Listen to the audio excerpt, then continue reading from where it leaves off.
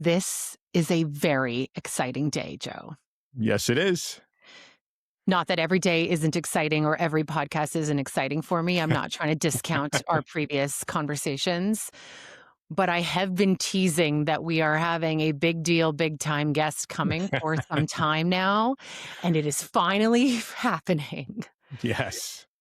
I would like to, for those who are just listening and can't see the screen yet, because otherwise it gives it away, for the folks who are watching visually. But as an intro to this person, I want to paint a picture of how lucky we are to have this individual with us today. Because not only is he, and I want to give you the official titles here, not only is he the Vice President of Business Development and Sales for Latitude Wines, based out of beautiful California, which I'm so jealous of, by the way. But this individual is experienced and accomplished in many different ways, but has spent 18 years in progressive leadership roles, specifically in the alcohol beverage industry. But that career has taken him across borders. He has worked in the US, in Canada, in Europe, in the UK.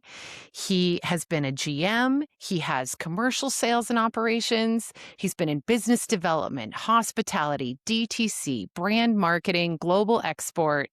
He is a graduate of the University of California, Davis, and the University of British Columbia. Shout out to my Canadians, where he also had a 4-year ride to be a football star. So we have, Joe, we have a big time athlete / leader here as well, which I want to call out. And a great person above all. Yeah, I haven't got to that part though. I was getting to that. I was getting there. I was trying to go through all of this incredible resume stuff too. He has been on, how about some competition for us, Joe? He has been on television and radio previously. Wow. So he's very kind. It's funny. I watch television and listen to radio. So, almost there. Oh my gosh.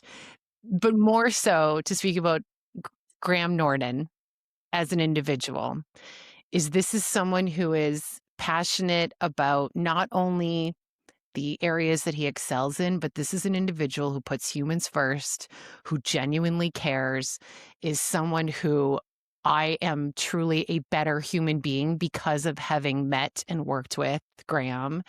And I couldn't be more honored to have him here with us today. Welcome, Same here. Graham Nordin. Same here. Where's the audience applause? We need an audience for this one. Edit it in after. Exactly. Oh my God. Yeah. Well, I couldn't thank you both for the opportunity to speak to you. Two great friends that I've known for a really long time. This is an absolute privilege to be able to do this with you. Oh my gosh. Well, we appreciate it. And it is actually kind of helpful that Joe also knows Graham. So Yes. even though I've been lucky enough to work with Graham, we both worked for the previous same organization together. Graham had to put up with me in both an HR director role and then as his head of training. So there was no escape from those conversations over those years. And through the pandemic, Graham, too. Hey, there was we happened to be in a moment when the world was experiencing a lot of turmoil and change. And that's when we initially got to work together. So what a saving grace to that time. A lot of Graham and I quality time. realized that we talked on the phone. We did the pre-Zoom Graham. stuff where we were on the phone, and we never really saw each other. So this is like the first time we're seeing each other live. Well, you said you saw us on the podcast, so you had a preview of what I look like in person. Yeah, and it's an absolute treat, Joe. Not many times you get to meet your heroes and to actually see you face to face. Oh my God! So, all right, my head's already filling the frame. We got to stop. This is why he's so good at sales, Joe. Let's get right into it because I feel like we've been talking too much already, and I really want to tap into Graham's experience here because Graham, okay, you've led high performing sales teams for years.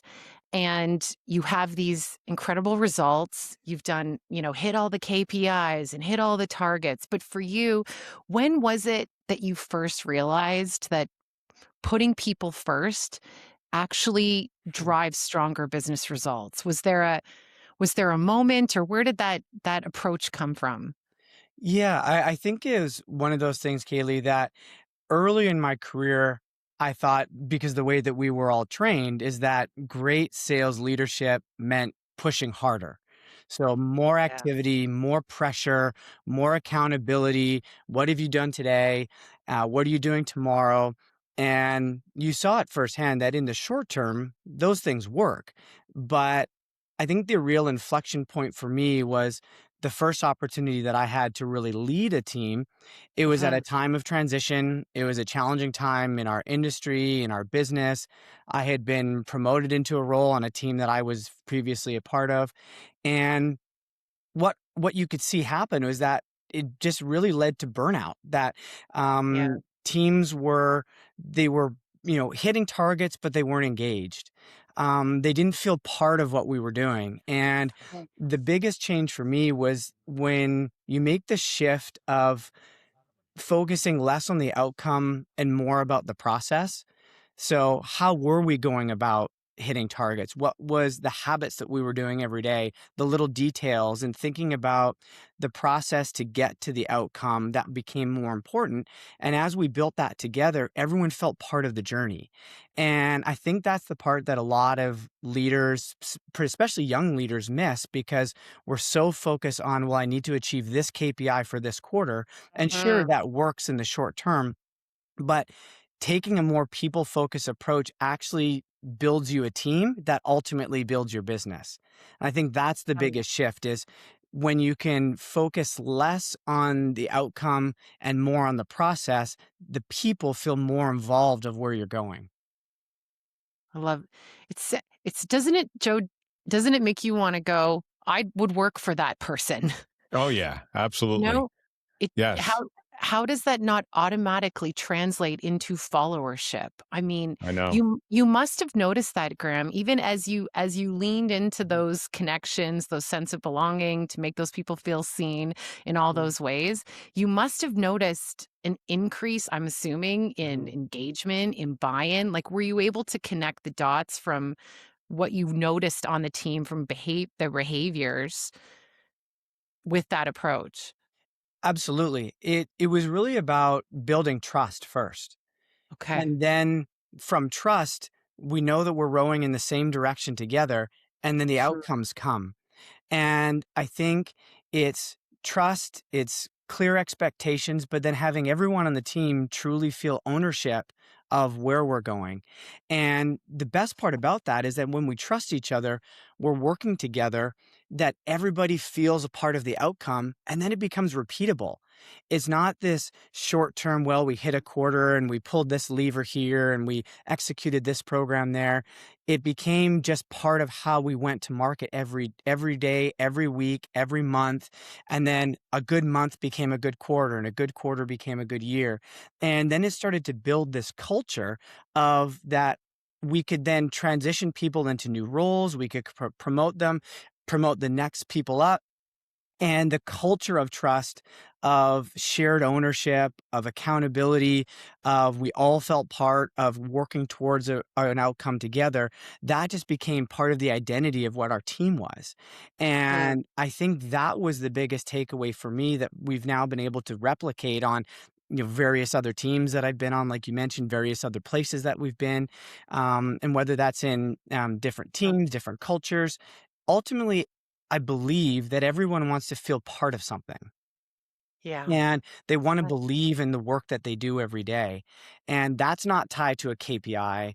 That's not tied to a sales metric. For sure, those are the outcomes that we're working towards, but the process to get there is how we build it together and how those habits and details become repeatable.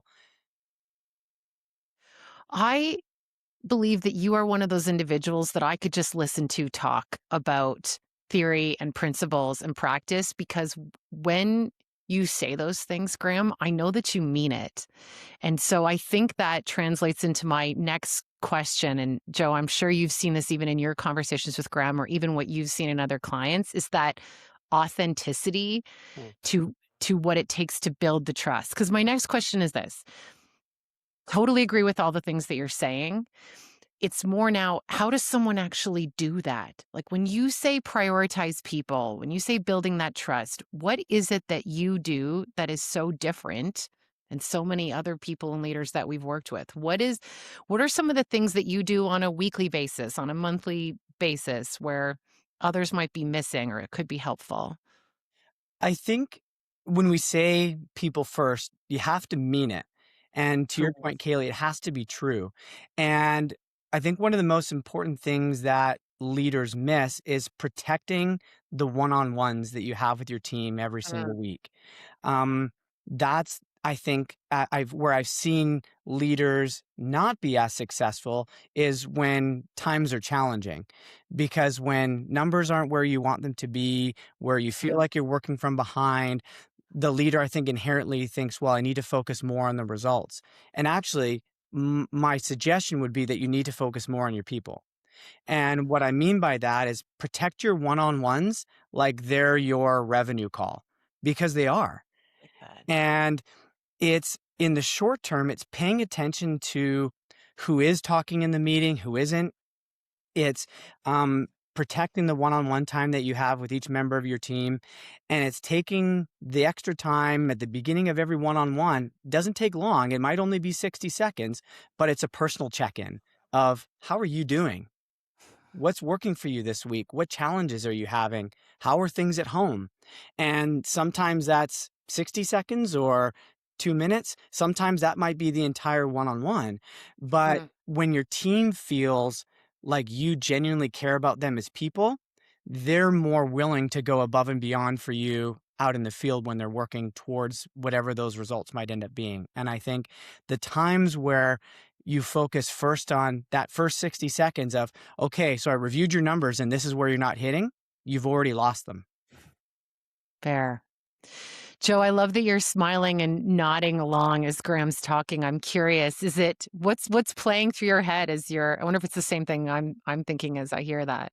It's if I wrote a script, I don't know that I'd have all the points he's saying because he's so good at it. He's probably doing things I haven't thought of, but it's just nailing all these things that create the humanity of work, the personal check-in, the intentional caring, the deliberate nature of I'm going to treat you like a person and focus on you, and the results will follow. And the leaders who squeeze so hard on the results, they choke the culture. They really do. The culture can't breathe because they're so worried about their numbers.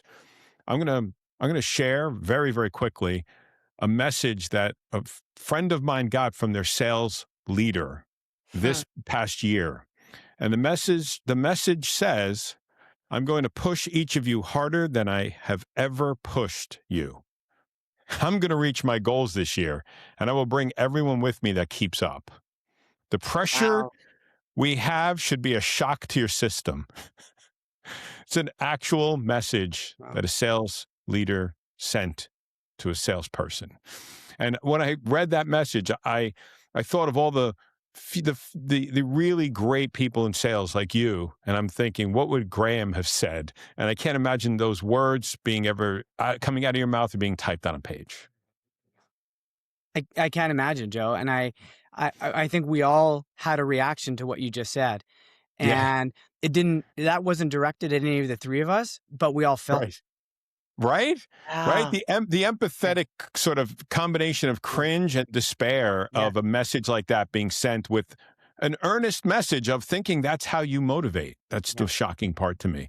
Yeah. So where does that, but let's address that then, because that's a real-time, real-life example of another sales leader giving direction like that. And here we have someone who is incredibly successful on the profit side. Right. And I just think selfishly, this was one of the main reasons, obviously besides the fact that we love Graham, to showcase that you can be operationally sound, you can be strategically savvy, you can achieve all these phenomenal goals and still take an entirely different people first approach. So even hearing that, Graham, I mean, how do you think, even if it's a habit, a specific thing that you have as a leader that has made this impact on the team, or how have you been able to show your approach directly contributes to business outcomes? I think in every role that that we've had, we've been able to deliver. And to your point, KayLee, I think that's the key. I mean, all of this is moot if we don't actually deliver the result. Right. But I firmly believe that there's more than one way to get the result. And the way that Joe shared, perhaps that works in the short term. I personally don't believe that motivates in the long term. And I think those are the things that lead to attrition, to missed forecasts over time, to low morale, and then you're just going to turn your team.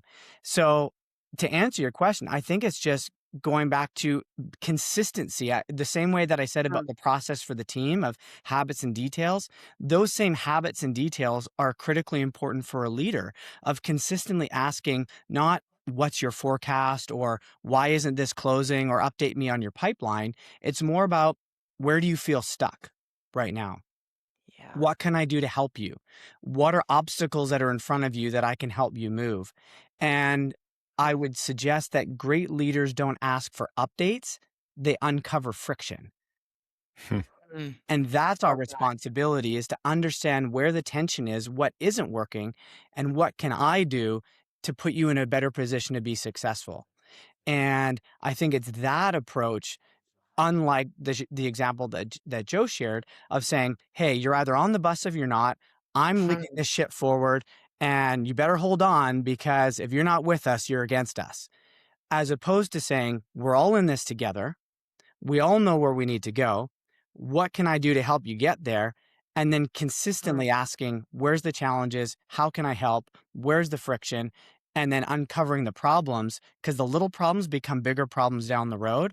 It's the consistent understanding of what can I do to help you that ultimately leads to uncovering the problems, helping them do better at their job. And then you build competency within the team, because then it's not, oh, I'm failing after failing. It's, oh, I've uncovered a problem. I had a challenge. I've worked through it. I fixed it. Now that becomes repeatable, and I can fix it again. And now I can be more successful again. And the success starts to compound. And that's how you build momentum within the team that becomes sustainable, not just a week or a month or a quarter, but it's year after year after year. So it goes back to your question, KayLee, of how do you build those results sustainably? You start with the foundation of the team and give them the ability to help them solve their problems, and then the results will come, because they then feel empowered to be able to act like an owner and work in their particular area with you, not in spite of you. Wow. I, I have an important question that I Okay. think it's an important question, because I think it goes to leaders like you who want to do it this way. Mm. And you don't have to name names, and maybe you haven't experienced this, but what happens when your leader is more like the leader that I shared, somebody who's more pressure forward and less people forward? How does it how does it affect your ability to do it your way? And have you been in that environment? Because I think a lot of leaders who want to be like you think, my boss is the guy Joe mentioned, and it's not a guy like Graham, so I can't fight the fight. I don't know how to do it with my boss breathing down my neck. Mm. Yeah, I think that the same way that we're talking about accountability from the leadership downwards, that accountability can start from the sales team upwards as well. That in those one-on-ones, they might not be as frequent as you would like, because maybe that leader hasn't prioritized them the way they should. But when you do get that time together, I think it's setting the tone of saying, do you mind if I maybe go first in this meeting? Is that okay? And then can I give you some feedback? Is that okay? And then kind of walking them through, this is the challenges that I'm facing. This is where I'm not feeling heard. These are the issues that I'm having. Can you help me solve this problem? And I think that ultimately will help you get the leader to where you want to get them to go. Because inherently, I believe that most leaders aren't in that position because they don't not care about people. I think they've just lost sight of the importance of their team because they're so focused on the result. So Right. it's almost giving you as the salesperson the ability to reframe the conversation to your leader and ask for permission to go first, ask for permission to give them feedback. And then when you do have that window, to say, can you help me with this specific problem? And then I feel like you'll see the leader start to transform, because then they move into problem solving mode and they feel like they can help you. And you almost are allowing the leader to develop their competence because they feel like they're helping you. Right. That's a great tip. It's the essence, what he's describing there is the essence of managing up. Yeah.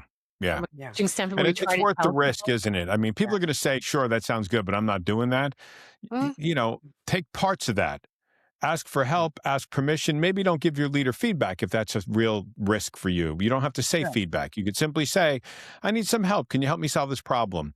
And make it safe for you. But if you don't take a chance on managing up, you're going to be stuck being managed down. And if it's not working for you, it's just going to be miserable I think you're right. onward from there. Yeah. No, that's a great tip. I think people are going to find some hope in that when they have a tough leader that they're not excited about. And I think as a salespeople, we do this inherently every day because you're yeah. in front of a customer, you're anticipating objections, you're Right. working through problems. So take the same approach that you would with a customer with your leader. And I agree, Yeah. Joe, it doesn't necessarily need to be feedback specifically because that word might be a little bit alarming Yeah, for a leader to hear, but it's, Oh, I've got a problem. Can you help me solve it? And there might be exactly. times where as a salesperson, you might even have to create the problem to a certain degree, but to Right. give them the ability to help you work through something, I think allows you and your leader to build a connection together that you didn't have before because you're bringing something to the table for them. They're now engaged in your business, maybe more so than they were. And when you end up leaving together with an outcome, they feel a part of it. And they go, wow, that person was engaged, or wow, that person really understands their business. And it allows them to actually be able to disconnect from the KPIs, the pipeline, the metrics that they're not hitting for that 30-minute time period that you have together. And you're actually giving them a bit of an opportunity to disconnect and feel like they're a part of your solution. Nice. I love the idea of asking the question to your leader, whether you use the word feedback or not. Yeah. What's the worst that can happen when you say to them, can I share some ideas I want to run by you? Yeah. I have some opinions Yeah. on this and I'd love to share them. Would you be willing to hear them?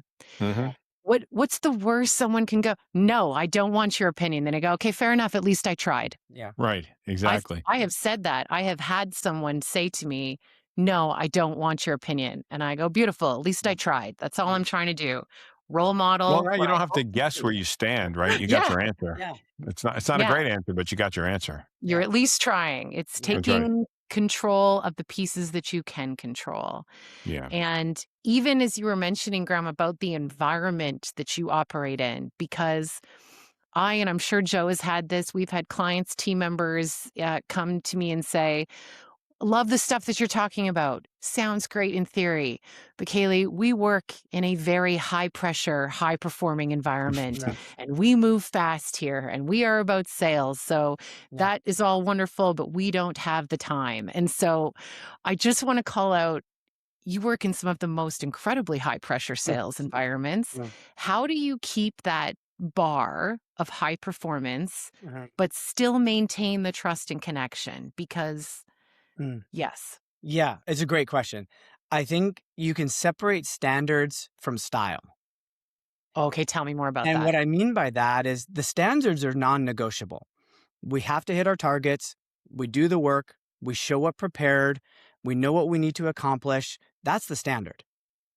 But the style is how you help somebody get there.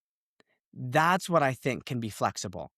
And Hmm. so I can be direct about performance, but I can also still be deeply invested in somebody's success. Those two things aren't mutually exclusive. I can still deeply care about the person, about them as an individual, about their success by still having very clear expectations, developing a standard of trust, and ensuring that we hit the standard that we've agreed to as a team. But I can do that in a way that's still caring about the person. And so I think that importance of separating standard and style is very important. The standard doesn't change, but style can be flexible depending on who you're working with and the culture within the team. That's so helpful, especially what you're talking about there in terms of clarity. Joe and I have talked about that word and its impact before here. Yeah. It's really what he's describing in real life, isn't it, Joe? He's Yeah. showing the importance of clear expectations, but also clear expectations of how you want to behave as a leader and a team member. Clarity is kindness. And that's what every team member should expect, and that's what everybody Mm. deserves is clarity. What is the expectation? What's the standard that I'm being held to? And to keep that consistent. And then just to be honest with your team early and often. Don't save hard conversations for a quarterly review or a 6-month check-in or a year-end review. Have them often. Hold people accountable, but you can do that in private and celebrate the wins in public. There's a way to hold people accountable to have a very high standard without making people feel less than. In terms A lot of of those, quotable moments here. oh, I know. There's that, but we knew that was going to happen. This is Yeah. what I mean by someone that has influence in a way where I'm continuously going, gosh, I need to be better at articulating that. Or what a perfect example of a way to do that. But there's a power in a person who walks the talk. And when we think about those leadership behaviors, what are the ones that you think look really effective on paper, especially in sales with what you do? Right. But actually, some of those behaviors can actually erode performance or even trust over time. And maybe this is, if you think back sales 20 years ago, I'm sure we were training on some of these things. Do you have any examples of what that can look like? Oh yeah, it's that classic leaderboard culture. Okay. Okay, Oh, every yeah. Monday morning or Friday morning, whenever your weekly check-in is, the first thing you put up is where's the scoreboard? Where's everybody at? Who's winning? Who's losing? It's that old that sales culture of like, okay, if you're at the top, you must be the best. If you're at the bottom, you're the worst. And at the end of the year, that bottom person isn't going to be here next week. Like that Wow. kind of old school culture, but having that without the context. And I think it goes back to what we were talking about earlier about the habits and the details of, yes, there might be someone at the top of the leaderboard, but what are the things that they're doing to get there? And there might be someone at the bottom of the leaderboard that's doing everything right, that is planning their routes, that is planning their calls, that's handling their objections, that's going through the process exactly the way that you want them to, but just the wins haven't come. It doesn't mean that they're not going through it the right way, but maybe there's a friction that we're not uncovering. And you don't get to the heart of the issue by just looking at a scoreboard. And I think that's the biggest thing that I would hope in this day and age most leaders would change is that leaderboard culture of who's at the top, who's at the bottom, who's performing, who's not. Or about understanding, like, where were you successful this week that you didn't expect to be? Or what's a problem that you're working through? Or how did you prepare for this call and how does it go? And how did it go? Almost irrespective of did you get the sale or not, but what did you do to prepare? How did the conversation go? Was there an objection that you anticipated that came up during the call that you were able to manage through? And maybe that win didn't come at the time, but it'll come down the road. And so I think it's going back to training the process and thinking about the process and not just thinking about, well, who's winning and who's losing on the scoreboard every week. I think that's a major, we have to emphasize that point for listeners and viewers because they think outcome focused is the key to success. And I think what you're saying is if you focus too quickly on the outcome, you miss the process that could lead to the outcome. And therefore you don't help the person really understand where the process is working and what they have to tweak and refine without feeling the pressure of outcomes in that moment. Because if we just go straight to outcomes, people are just going to try to get the outcome by any means necessary. And they're not going to actually learn the process and perfect their own process. They're just going to sort of haphazardly try to score some wins just to survive. And that's not long-term sustainable. Exactly. You hit the nail on the head, Joe. That's exactly it. It might work for a month or a quarter, but it's not going to be sustainable over time. The other thing that you're not doing is you're not building a culture of where people can grow within the business. All you're doing is just churning salespeople. Right. And right. that's, yes, our responsibility as leaders is to hit certain targets and to achieve certain goals, but also our goal as leaders is to create future leaders. Right. And how do you do that if you're not coaching on process and you're only worried about outcome? To your exact point, Joe, then people are going to do by any means necessary to get that win on the board so that they look good on the Monday, but you're not actually giving them the tools to be successful for the long term. And you're certainly not giving them the tools to be a future coach in the future. And that's our next responsibility is not to create 30-year salespeople is to be able to create the next wave of leaders and have a culture of people moving up within the organization and moving out and across and experiencing different things and putting new tools in their toolbox. That's our job, is to give them the ability to be able to grow their careers, not to be able to grow for a month or a quarter. It's that big picture thinking, right? That Yeah. long-term pull. And even then along those lines, Graham, from a scalability standpoint, Yeah. okay? If we are thinking about the leaders maybe listening who are going, I'm tapped out, Mm. I'm totally stretched. I'd love to have these one-on-ones, and they keep using the excuse, I don't have the time. What would be the simplest place to start? What would be How could someone choose to lead this way, even as a starting point, without adding to their plate? That's something that actually could save them time, but maybe just how could someone shift their paradigm or shift their perspective to focus on a way to do that? I would say, without adding additional meetings, Mhm. as you said, Yeah, maybe they aren't the individual one-on-ones, but I would imagine most sales leaders have some sort of regular cadence with their team, sure. whether Yes. that's weekly, bi-weekly, monthly, whatever that is. Take that first 60 seconds, like we talked about, if it's not in a one-on-one setting, do it in the group setting and go around the table. How are you doing? What are you working on? What's a challenge that you're covering? What can we do to help you? And the first few times, I can guarantee you won't get anything out of them, because Mhm. you're not in a group setting. Someone is not going to go, well, you know what? I'm so glad you asked. This is what I'm really working through. Yeah. I guarantee you it's going to be cricket. But Yeah. if you're consistent and every week you start the meeting by asking that question, eventually someone is going to answer you.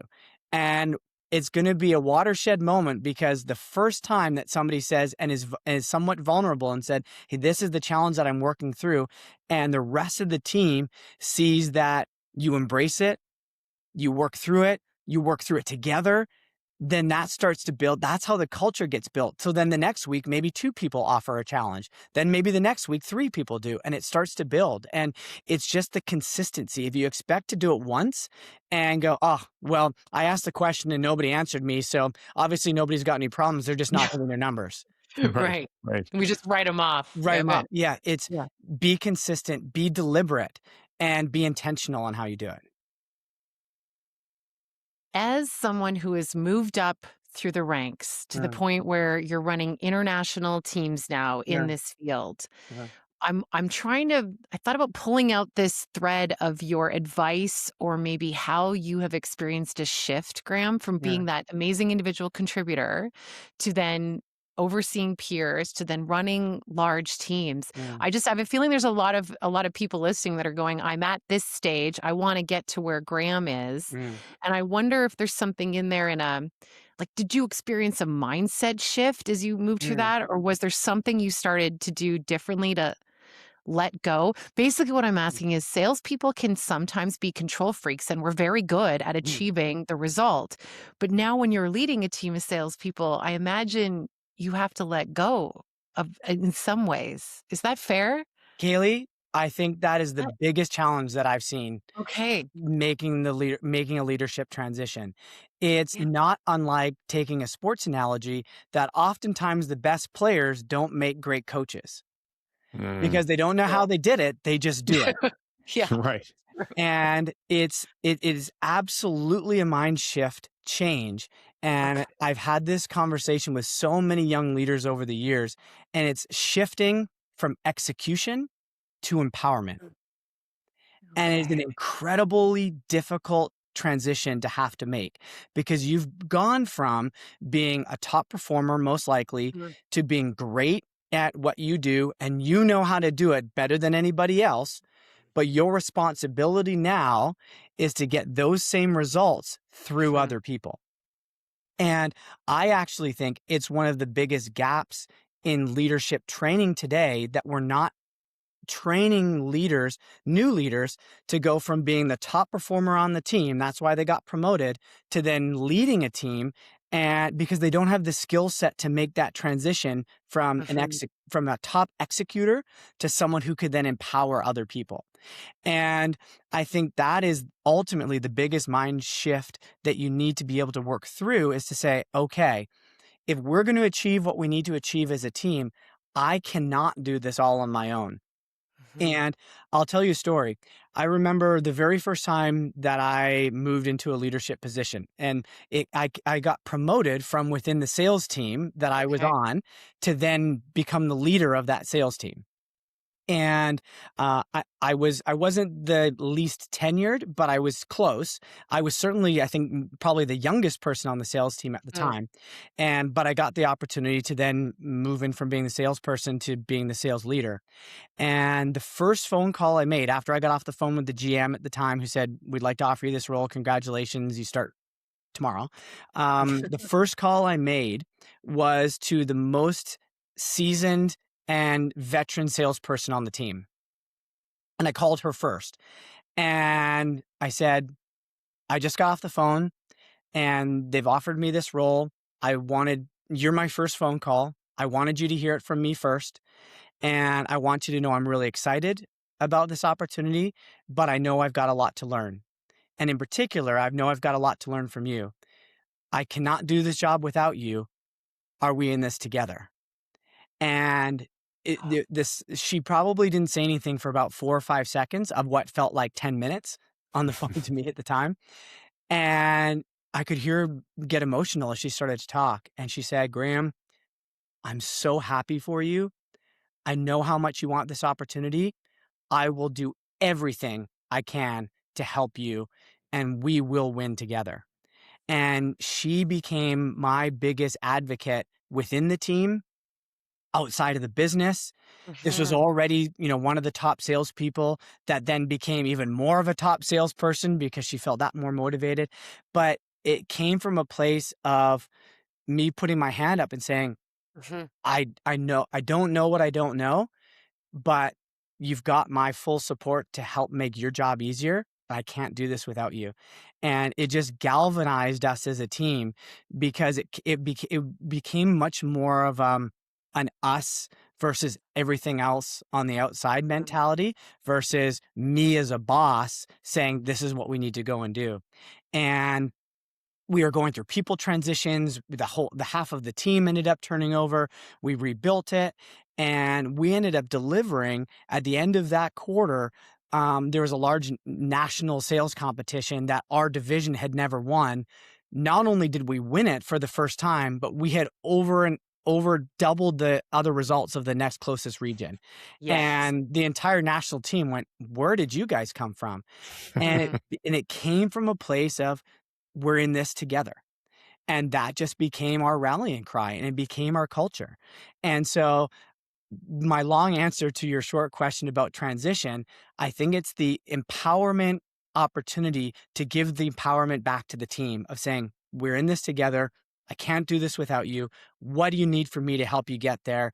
And then the results came because we started working through it together and everybody felt bought into what we were doing. And again, it's not, you hear the analogies all the time of, "Oh, we're a family." And I don't believe that's true. I mean, our family is our family, but there's Yeah. a difference between coworkers and a team. Coworkers work in the same office. A team works together for a shared vision and for the same mission and for the same goal. And what we did is from scratch, we built a team. And that carried on for years, long after I left and had gone on to different roles and different teams. But that culture of we're in it together stayed. And I think that's the special sauce, that if you can get to that point where everybody feels bought in as a team, not as a group of individuals in the same office, that's the transition from I can do this myself to I can't do this without everybody else. Graham Nordin, proof that it works. I I, love that. I think there's a really important bow to put on that point that you just made, Graham, and that is you didn't tell yourself a story of what she was believing and thinking that was what the typical leader would do. And that is, she's my rival. She wanted the job. She's more experienced. She's going to doubt that I'm successful. She's rooting against me and she can't wait till I fail. And you didn't tell yourself any of those things. You told the opposite story. You believed that you needed her. She would buy into it and believe in you, and you believed in her, and you would work well together and respect her. and that all happened. But Yeah. it all starts with the mindset of believing that story and not the story that we tell ourselves out of fear and insecurity. Yeah. It's a story we tell ourselves out of confidence and belief in the future and possibility. And I think that's the hardest thing to do. Most people tell themselves a story of fear and threat, and they walk around thinking everybody's out to get them because they think it's a competition and you won and everyone else lost. So bravo to you for having the courage to see the possibility and not the problem and the fear. Yeah. Graham, we could talk to you. I know I definitely could for hours at a time and have in the past. So as much as we could go down a lot of these different avenues, I am also very much want to honor your time. Yes. And because of that, is there a final closing thought? Is there any piece of advice or perspective that you want to share? Because we know people will benefit from hearing it. So I just want to give you the opportunity to share any final takeaways that you'd be willing to grace us with. Well, I could absolutely continue this for a lot longer, and Yeah. hopefully we will later on. But I think the biggest thing, if I could just leave anybody with, is our jobs as leaders is to inform and instruct and inspire. And don't forget the last part. We need to be able to coach our teams. We need to be able to show them the path to success. But it's fundamental that we inspire them to do the work every single day, that they're a part of something bigger. They're a part of a team. We're in it together. And if you take care of the last part, the first two will take care of themselves.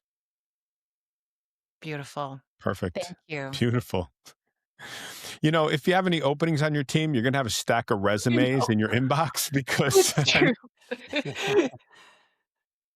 who wouldn't want to work for this guy? We may need to And by the put way, work with this guy because you wouldn't even make people feel like they work for you. Yeah. Yes, Yeah. it is. This wasn't meant to be a recruiting platform, but we could Yeah. insert Graham's email address Right. here if anyone is Right. wanting to work. What an amazing time, amazing guest. I mean, so great to see you. And we're really blessed to have you because that was beautiful and brilliant. And people are going to really benefit from what you shared. Wow. Thank you As do both so we. much. So Yeah. thank you, Graham. Have a wonderful day. And we'll see everybody else or talk to everyone else in a fortnight.